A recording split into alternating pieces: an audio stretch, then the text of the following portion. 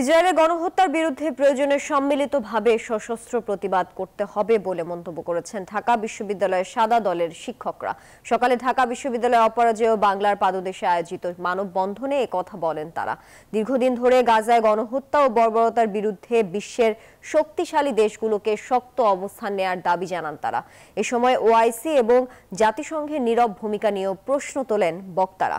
পাশাপাশি গাজায় মানবতা ও মানবাধিকার রক্ষায় বিশ্বের সব দেশকে ঐক্যবদ্ধ হওয়ার দাবি জানান তারা।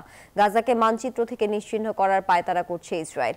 এ সময় ইসরায়েলের বিরুদ্ধে প্রতিবাদের নামে অনাকাঙ্ক্ষিত কর্মকাণ্ড থেকে বিরত থাকারও আহ্বান জানান শিক্ষক নেতারা। সাম্রাজ্যবাদী এই আধিপত্যবাদী শক্তি দেশগুলো তারা নিশ্চুপ, কারণ একটাই, তারা মুনাফার রাজনীতি করে। এই মুনাফা, এই বিজনেসকে সামনে রেখেই তারা এই ইসরায়েলকে টিকিয়ে রাখছে।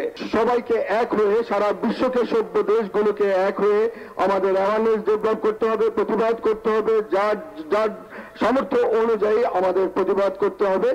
আমরা ফিলিস্তিনিদের পাশে আছি, থাকবো, এবং আমি আক্তার স্যারের সাথে যদি প্রয়োজন হয় আমরা যোদ্ধা হিসাবে সেখানে যাব। বান্ডেল থাকলে প্রতি সেনমানিতে টাকা বাঁচবে। বিকাশ সেনমানি বান্ডেল কিনে জিতুন প্রতি লেনদেনে।